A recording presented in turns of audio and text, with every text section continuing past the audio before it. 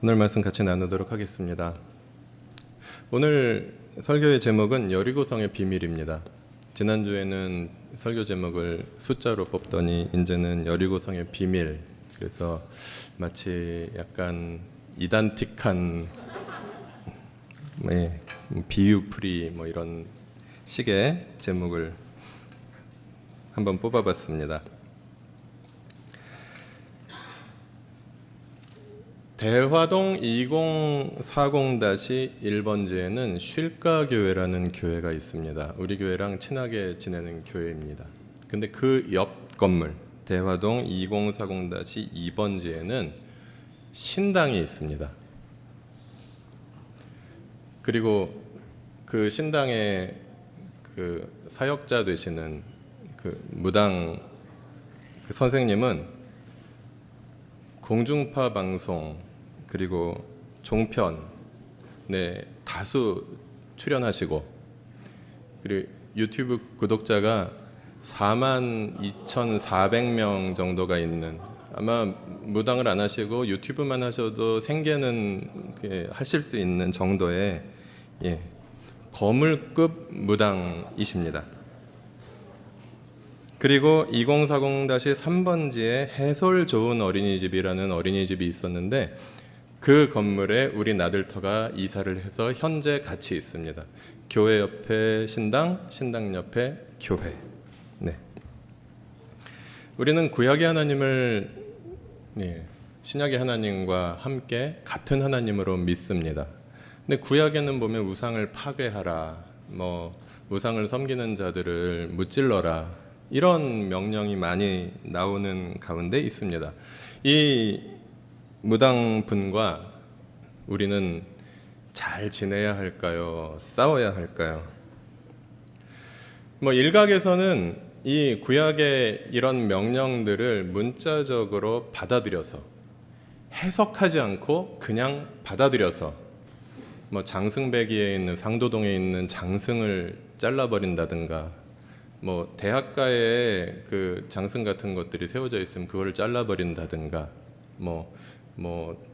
저쪽 충무로 쪽엔 D대학교 불상에 막 페인트를 뿌린다든가, 이런 일들도 있었습니다.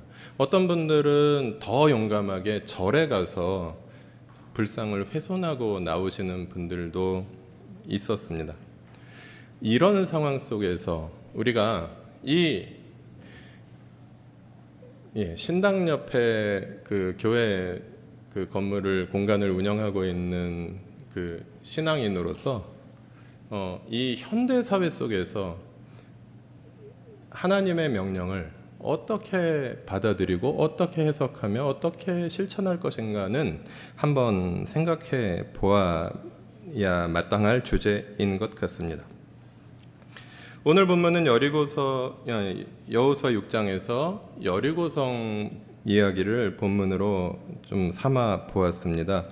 이 여리고성 이야기에는요, 현대 과학이나 현대 윤리로 도저히 받아들일 수 없는 난제들이 많이 나옵니다. 어떤 것들이 있을까요?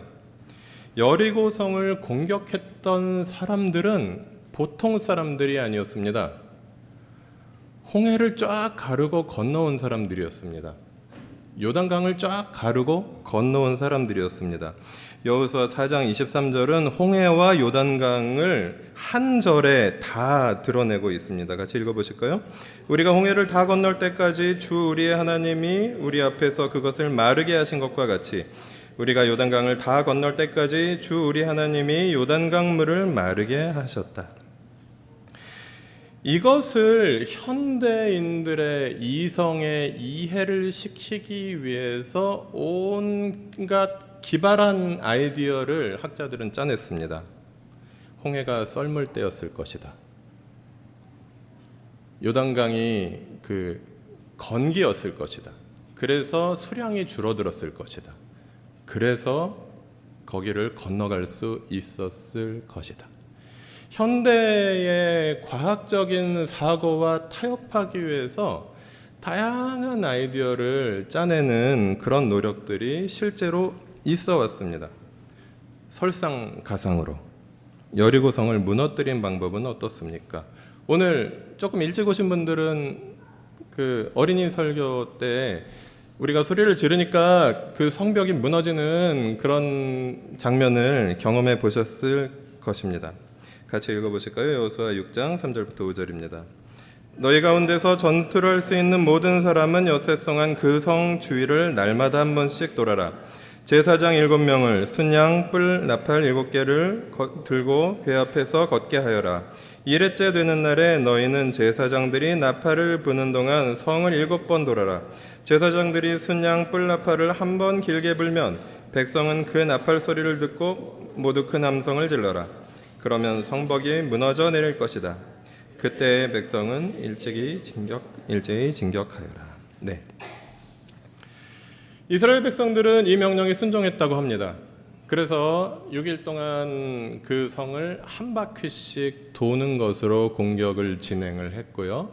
7째 날에 큰 소리로 함성을 모두가 함께 질렀더니 우리가 오늘 그 어린이 설교 때 영상으로 보신 것과 같이 성벽이 무너졌다고 합니다. 여러분, 우리끼리 얘기지만 이거 믿어지십니까? 여러분 중에 대부분이 이걸 믿으실 거라고 믿고요. 그러나 어떤 분들은 아마 홍해가 갈라졌다는 사실, 요단강이 갈라졌다는 사실, 그리고 그냥 소리 질렀을 뿐인데 여리고성이 무너졌다는 사실, 이런 사실을 믿으라고 요구하는 이 기독교에 입문하기가 잠옷 어려운 분들도 계셨을 것입니다. 이 역시 현대과학으로 이해가 잘 되지 않는 부분이기 때문에 이것을 현대과학으로 입증하기 위한 시도들이 또한 있어 왔습니다. 그래서 실제로 물리적으로 이 음파에 의해서 이 거대한 물체가 어떻게 파괴될 수 있는지 등등을 밝혀내기 위해서 많은 분들이 과학적으로 그것을 연구하기도 하였습니다. 그러나 그것이 물리적으로 가능하다고 하더라도 그것이 과연 하나님께서 물리적으로 가능한 방법을 선택하셔서 조금 색다르게 총칼로가 아니라 그냥 음파를 가지고 그 성을 무너뜨렸다라고 한다면 하나님께서 다양한 공격 방법 중에 그냥 가능한 하나를 선택하셨을 뿐일 것입니다. 그러나 오늘 성경의 초점은 하나님께서 여러 공격 방법의 옵션 중에서 이걸 선택하셔서 이렇게 하게 하셨다라는 얘기를 하고자 하는 것은 아닌 것 같습니다.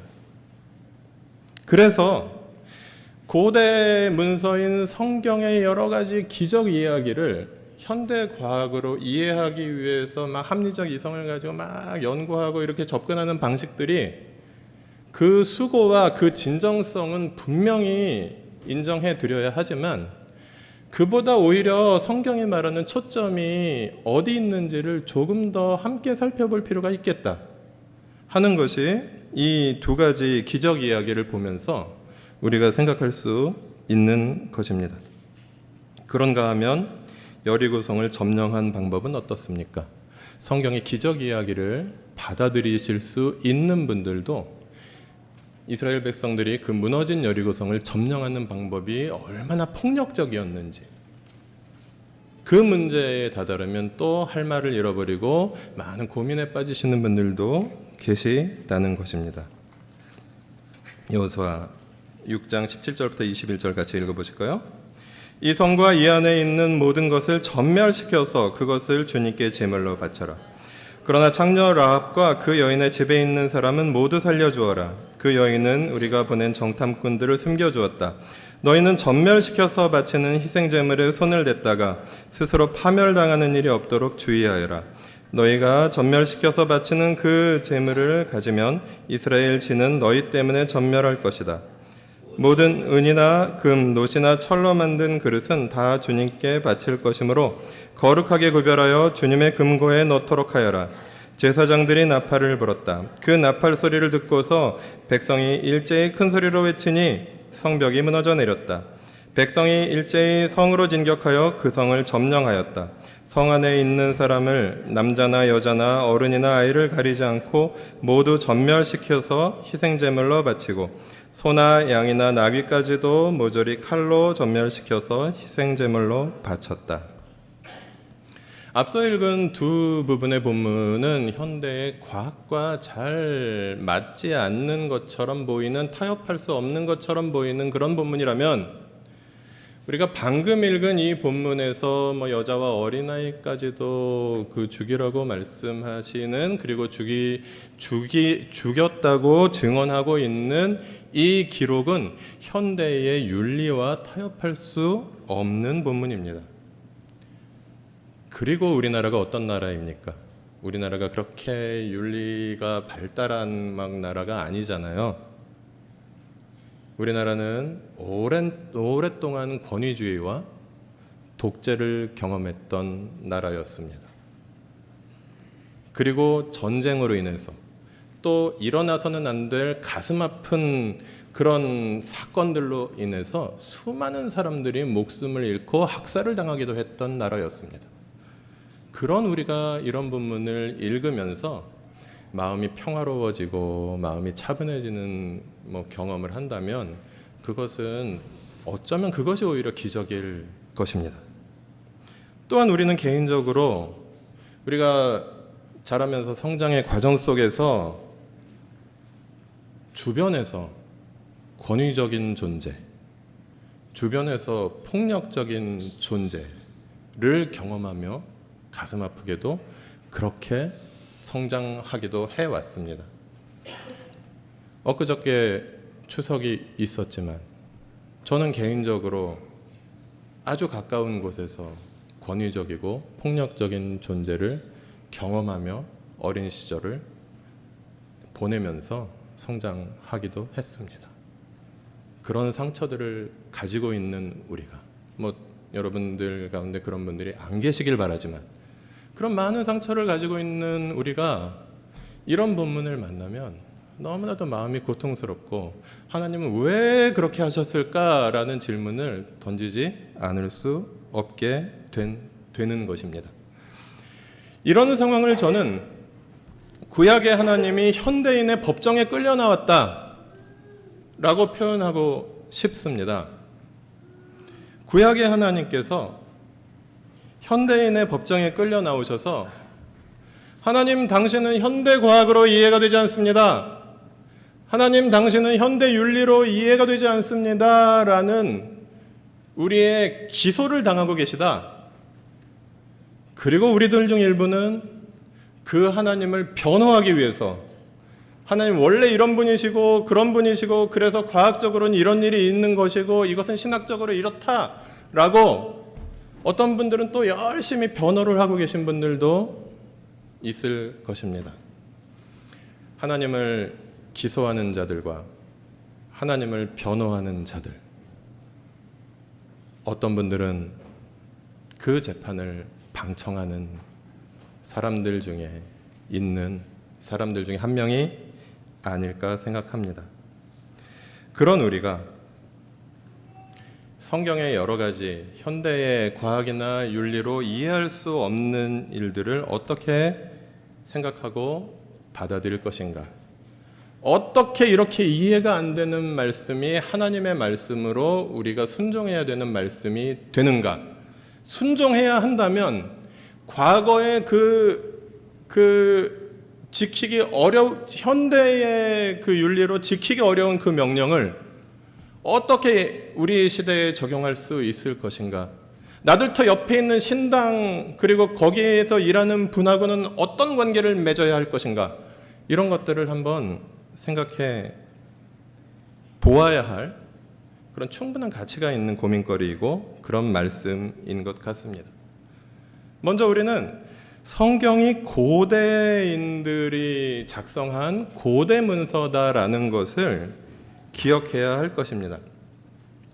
여러분 중에서 지금 책으로 된 성경을 가지고 다니시는 분들도 계시지만 많은 분들이 책이 아니라 스마트폰에 있는 성경을 가지고 다니시면서 읽으실 것이에요. 그래서 차분히 이렇게 한 장 한 장 넘겨가면서 성경책을 읽으시는 분들도 계시지만 드라마 바이블 같은 앱을 사용해서 성경을 읽고 계신 분들도 계실 것입니다.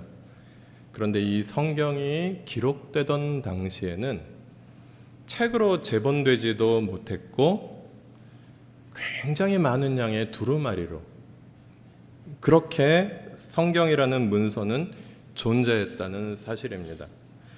그래서 성경을 기록하던 당시에 그 기록자들은 아마 자기들이 쓴 이 기록이 누군가의 주머니에 쏙 들어가는 그런 스마트폰에 들어있는 앱으로 온 세상 모든 사람들이 원한다면 다 가지고 다닐 수 있을 거라는 것은 아마 상상도 못했을 것입니다. 그 정도로 고대 문서고요. 그리고 그 당시에 지금으로부터 길게는 약 4,000년 전, 짧게는 2,000 몇백 년 전에 그 상황을 우리가 생각을 해보면 지금 우리가 그 세계를 이해하는 방식과는 사뭇 다른 방식으로 사람들이 세계를 이해하고 생각하고 생활해 왔을 것이다라는 것을 인정할 수 있어야 하겠습니다. 자연의 변화라든가 그리고 걸핏하면 일어나는 전쟁이라든가 이런 상황들이 고대인들의 삶 속에 그냥 쉽게 접할 수 있는 그런 환경이었다는 사실입니다. 그래서 성경의 여러 기적 이야기들이 이걸 과학적으로 어떻게 일어난 일인지 저도 역시 설명할 수 없습니다만은 고대의 성경을 기록하던 분들 그리고 우리가 믿는 하나님을 4,000년 전에 믿었던 분들이 그 하나님을 어떤 방식으로든 그렇게 이해해서 지금 우리가 읽고 있는 이 성경이 기록되었다는 것만은 우리가 인정할 수 있어야 합니다. 그 먼 시대적인 거리의 차이를 뛰어넘어서 우리는 이것을 만나보고 있는 것이죠. 그리고 고대의 여러 전쟁의 이야기 가운데 나오는 그 잔인한 폭력성, 과연 여리고성이 함락되던 이 당시에 이스라엘 사람들과 주변 사람들이 과연 이 사건을 가지고 이스라엘은 참 잔인한 사람들이구나 라고 생각했을까 한번 생각해 보시기 바랍니다. 오히려 저 민족은 참 무서운 민족이구나. 저 민족은 참 철저한 민족이구나. 저 민족은 참 강하구나. 이런 생각을 하지 않았을까요?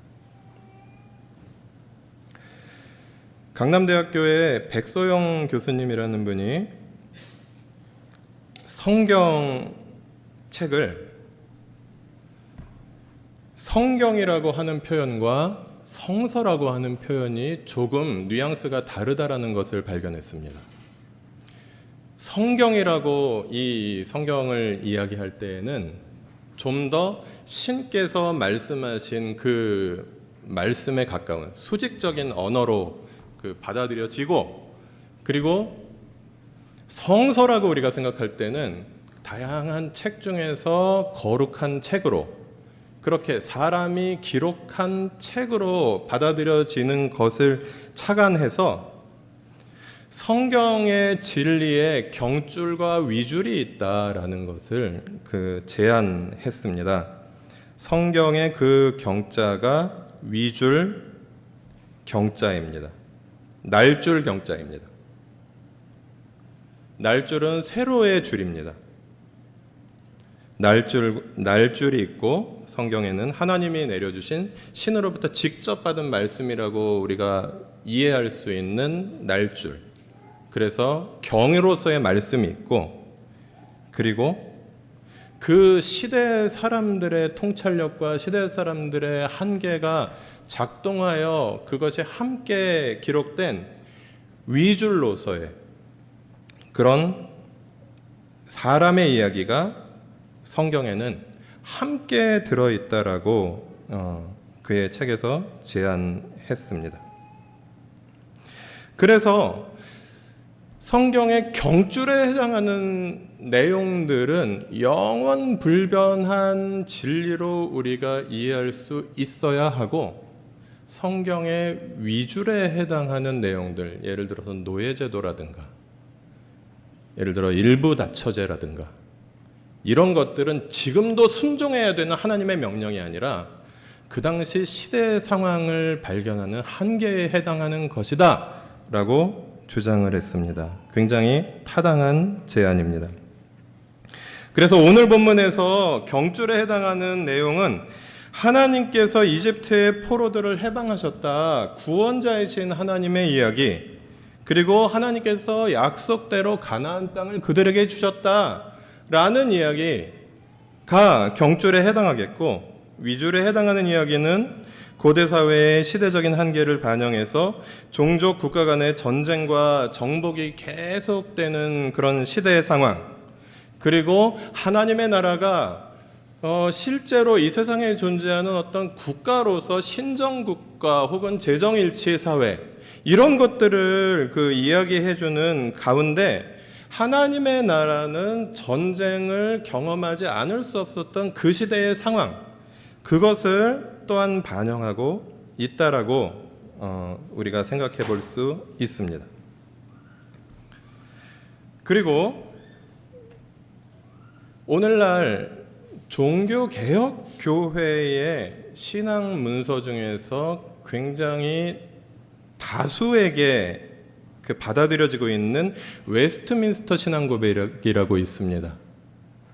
웨스트민스터 신앙고백이라는 그 표현을 많이 들어보지 못하신 분들도 혹시 계실지 모르지만, 혹시 장로교 쪽에서 신앙생활 해 오신 분들은 대부분 그 헌법에 이 웨스트민스터 신앙 고백을 우리는 따른다라고 그렇게 기록되어 있는 문서입니다.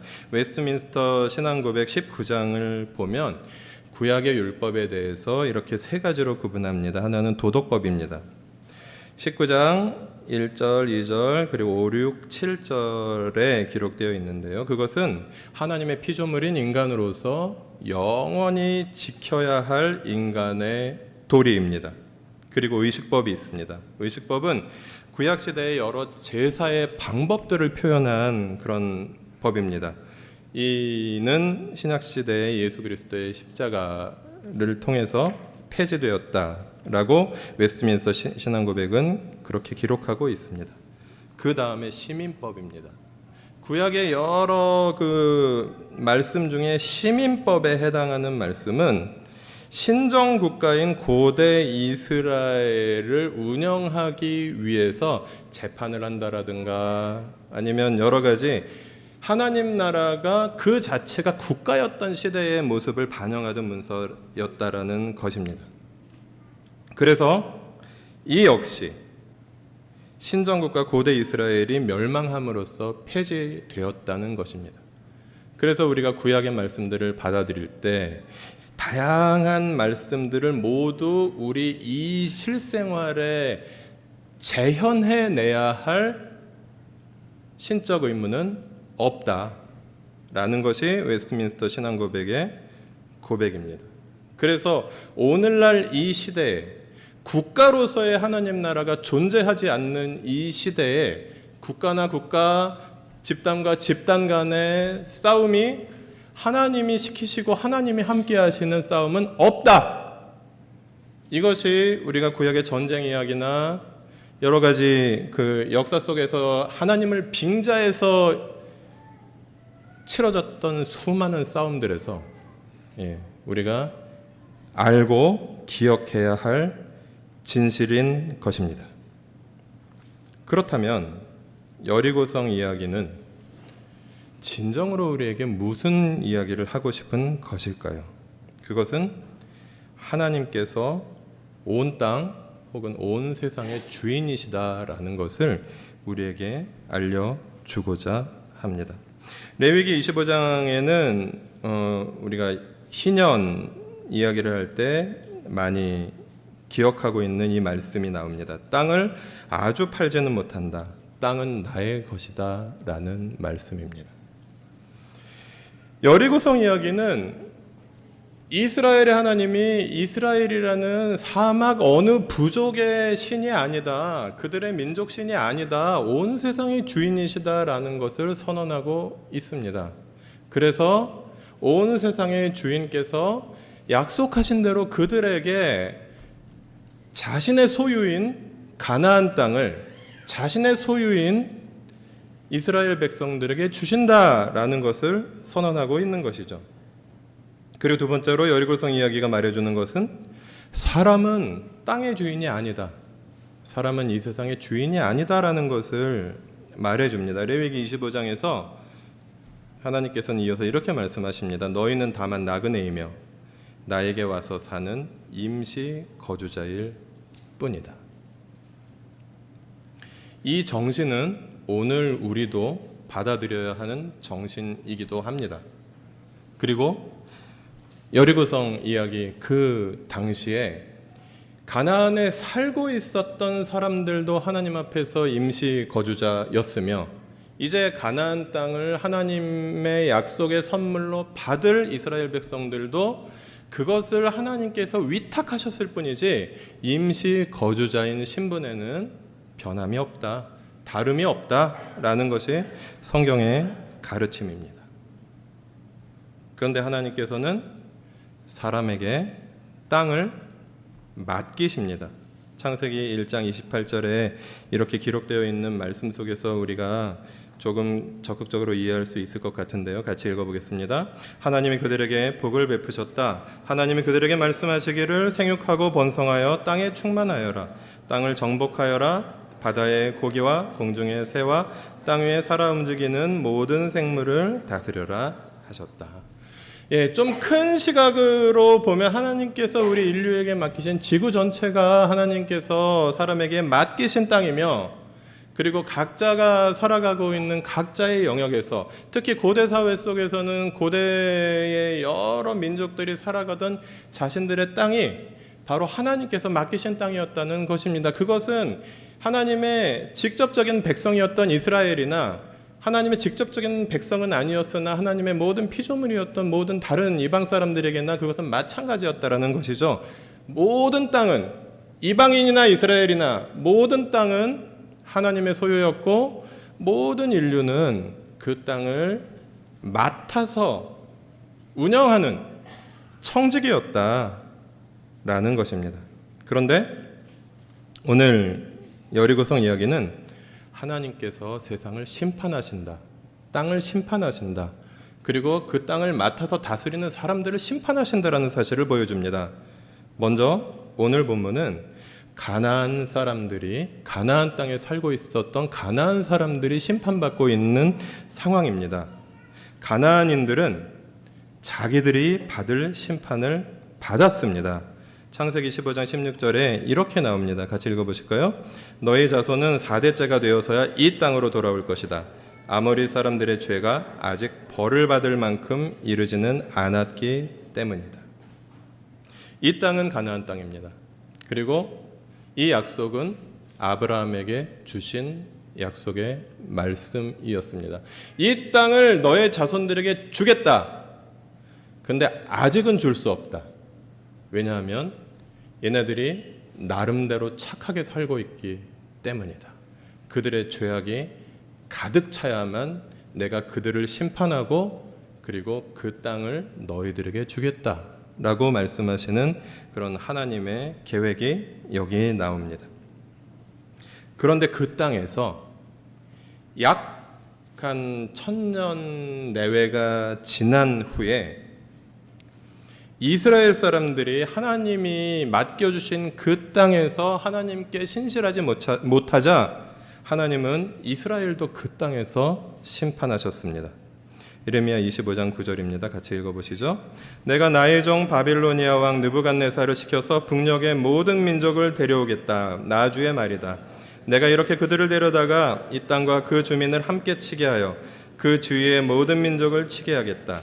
내가 그들을 완전히 진멸시켜 영원히 놀라움과 빈정거림과 조롱거리가 되게 하고 이 땅을 영원한 폐허 더미로 만들겠다.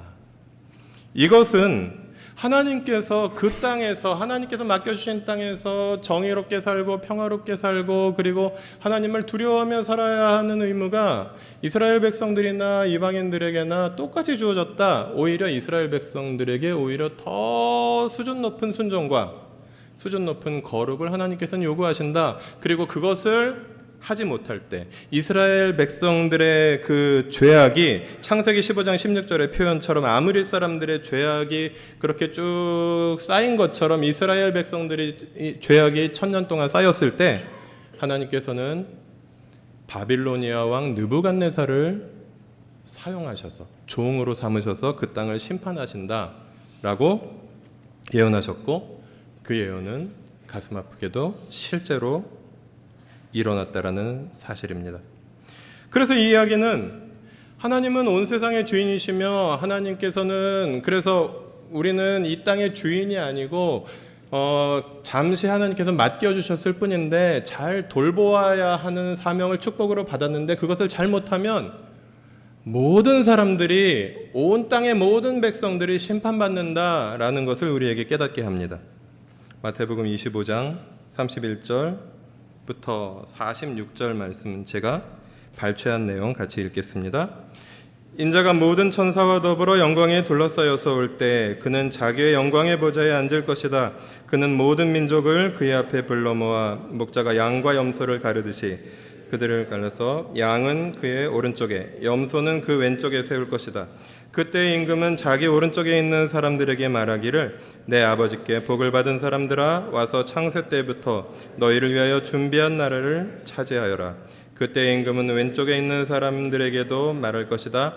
저주받은 자들아 내게서 떠나서 악마와 그 졸개들을 가두려고 준비한 영원한 불 속으로 들어가라. 우리는 또 사도신경 말씀을 통해서 우리가 계속해서 고백합니다. 산자와 죽은 자를 심판하러 오시리라. 그때에 모든 사람들이 선악간에 그의 신앙과 그의 행위대로 심판을 받을 것입니다. 여리고성의 이야기는 어느 누구도 하나님의 심판으로부터 자유롭지 않으며 우리 모두는 하나님의 심판을 두려워하면서 살아야 하는 존재다. 그리고 우리는 우리가 누리고 있는 이 모든 것들의 주인이 아니다. 잠시 맡아서 관리하고 있는 사람들이다. 라는 것을 기억하게 해줍니다. 그런데 하나님의 심판을 피하는 길이 있습니다. 심판을 피할 수는 없지요. 보다 정확하게 말하면 하나님의 징벌을 피할 수 있는 길이 있습니다. 그 잔인하다고 여겨지는 여리고성 그리고 가나안 정복 과정에서도 가나안 사람이면서도 하나님의 그 징계와 징벌적인 심판을 피했던 사람들이 있었습니다. 한두 명이 아니었습니다. 여호수아 6장 25절의 라합 이야기를 통해서 우리는 하나님을 두려워하고 하나님 나라 백성이 되고자 했던, 그래서 하나님 나라에 귀순하고 그리고 하나님 나라 백성으로 전향한 사람들을 하나님께서는 하나님 나라 백성으로 받아주셨다라는 이야기를 지난주부터 계속해서 함께 묵상하고 있습니다.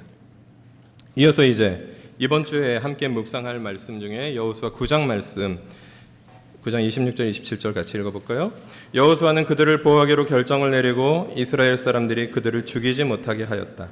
바로 그날로 여호수아는 그들을 회중을 섬기고 주님의 제단을 돌보는 종으로 삼아 나무를 패고 물을 깃는 일을 맡게 하였다.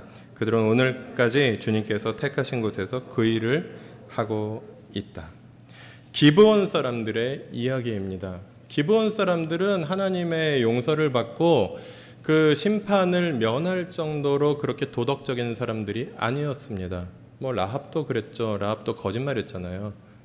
도망갔습니다 라고 거짓말했잖아요. 근데 이 기브온 사람들도 그랬습니다. 우리는 먼 곳에서 온 여행자들입니다. 우리를 받아주세요. 그리고 그들이 속였다라는 것을 여호수아는 발견했습니다. 그럼에도 불구하고 이 기브온 사람들은 하나님 나라 이스라엘에 대적하지 아니하고 하나님 나라와 공존하면서 하나님의 통치를 받아들이기로 자신들을 낮추고 그리고 하나님의 통치를 받아들였기 때문에 그들은 오늘까지 주님께서 택하신 곳에서 그 일을 하고 있다. 멸망당하지 아니하고 그들은 보존될 수 있었다라고 성경은 이야기하고 있습니다. 우리는 성경의 말씀을 통해서 다양한 궁금증이 생기고 그것들을 해소하고자 하는 마음들이 있습니다. 그리고 그것을 어떤 분들은 완벽하게 실천하고자 노력하는 분들도 있고 또 어떤 분들은 그것들로 인해서 괴로워하시는 분들도 있습니다. 우리는 대부분 다 그 중간에 어디쯤에 있는 사람들일 것입니다. 근데 하나님께서 성경을 통해서 우리에게 말씀하고자 하시는 원하시는 바는 우리가 하나님과 소통하는 사람들이 되기를 원하신다는 사실입니다. 여러분 우리 교회에서 영적 성장이라는 이야기 많이 들어보셨죠? 영적 성장에는 여러 가지 정의가 있을 수 있는데 또 다른 정의 하나는 하나님과의 이해와 소통이 선명하여져 가는 삶이 아닌가 그렇게 이야기할 수 있을 것 같습니다. 영적 성장은 우리가 엄청나게 훌륭한 사람들이 되는 것, 다 여러분들이 가정교회에서 다 목자가 되는 것, 그것만을 의미하는 것이 아니라 하나님과의 이해와 소통이 지금보다 좀 더 선명해지면 그것이 그만큼의 성장이라는 말씀입니다. 여러분 소통에서 오늘날 가장 중요하게 생각하는 것이 무엇입니까? 오늘날 소통을 이야기하는 커뮤니케이션을 이야기하는 관계를 이야기하는 수많은 분들이 이것을 이야기합니다. 다름을 이야기하고 경청하는 것이 소통의 기본이요 출발점이요 어쩌면 거의 전부다. 맞습니다. 바로 하나님께서 우리에게 그리하셨습니다.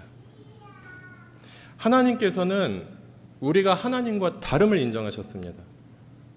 우리가 하나님처럼 거룩하지 못하고 우리가 하나님처럼 정의롭지 못하고 우리가 하나님처럼 신실하지 못하다는 것을 하나님께서는 아셨고 그 문제를 해결하시기 위해서 예수 그리스도를 십자가에 달려 돌아가시게 하셨습니다. 로마서 5장 8절입니다. 같이 읽어볼까요? 그러나 우리가 아직 죄인이었을 때 그리스도께서 우리를 위하여 죽으셨습니다. 이리하여 하나님께서는 우리들에 대한 자기의 사랑을 실증하셨습니다. 이보다 더 우리의 다름을 인정하신 하나님의 사랑이 예수 그리스도의 십자가 이외에 어디 있겠습니까? 그 하나님께서는 지금도 우리에게 경청해주고 계십니다. 출애굽기 3장 7절 읽어보실까요? 주님께서 다시 말씀하셨다. 나는 이집트에 있는 나의 백성이 고통받는 것을 똑똑히 보았고 또 억압 때문에 괴로워서 부르짖는 소리를 들었다. 그러므로 나는 그들의 고난을 분명히 안다. 우리들의 하나님께서는 기도를 들으시는 하나님이십니다. 그러므로 하나님께서는 우리에게 늘 경청하는 분이십니다. 하나님께서는 우리의 하나님과 다름을 인정하시고 예수 그리스도의 십자가를 우리에게 허락하셨고 그리고 지금도 고통 속에서 부르짖는 우리의 기도를 들어주고 계십니다.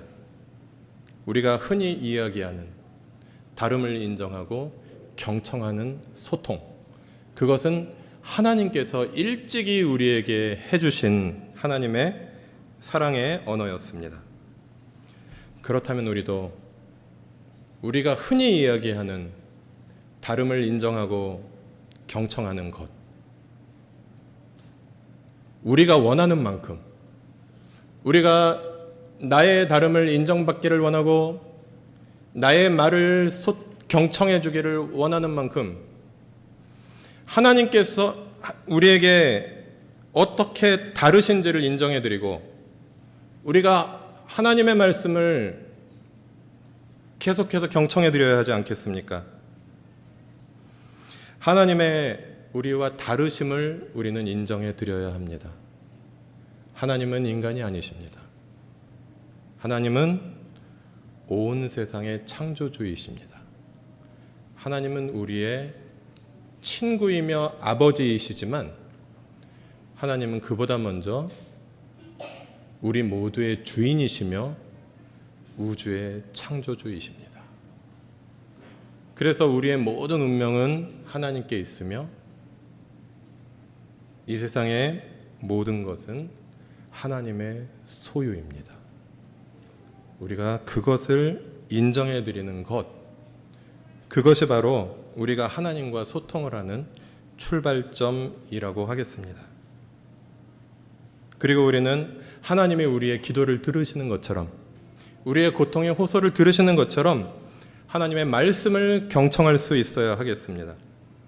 여호수아 1장 8절 말씀. 이것은 여호수아가 한 말이 아니라 하나님께서 여호수아에게 하신 말씀입니다. 나는 여호수아가 아닙니다 라고 생각하시는 분도 혹시 계실 수 있겠으나 이 말씀은 성경의 경줄과 위줄에서 경줄에 해당하는 말씀입니다. 그래서 모든 그리스도인들이 일반적으로 받아들일 수 있는 하나님의 영원한 명령입니다. 함께 읽어보실까요? 이 율법책의 말씀을 늘 읽고 밤낮으로 그것을 공부하여 이 율법책에 쓰여진 대로 모든 것을 성심껏 실천하여라.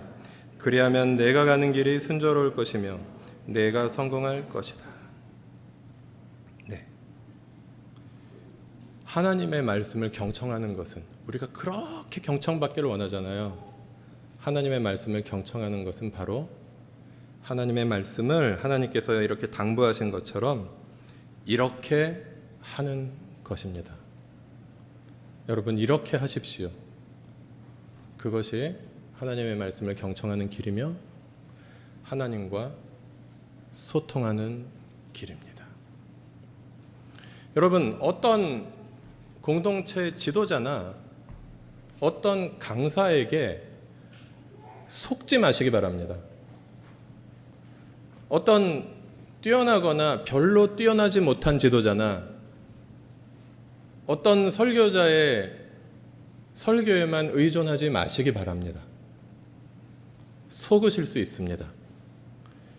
이 말이 진짜인지 가짜인지, 적어도 이 설교 안에 예시해드린 이 말씀이 이때에 쓰는 게 맞는지 틀린지 여러분께서 집에 가셔서 연구해 보시고 그것을 내 것으로 만드시고, 그리고 또 이 설교의 내용보다 훨씬 더 정확하고 또 은혜로운 깨달음이 있었다면 그걸 또 같이 나누어 주시고, 이러면서 우리 공동체가 하나님의 말씀을 받고 해석하고 삶 속에서 적용하는 일이 더욱더 풍성해져 갈 수 있었으면 참 좋겠습니다. 설교에만 의존하지 마세요. 여러분들 상당 분들이 먼 길 여행을 갔다 오시고 뭐 등등으로 인해서 상당 시간 동안 눈 감고 계셨어요. 제가 지난 2주 전에도 말씀드린 적이 있는데 추운 곳에서 주무시면 건강에 치명적일 수 있습니다.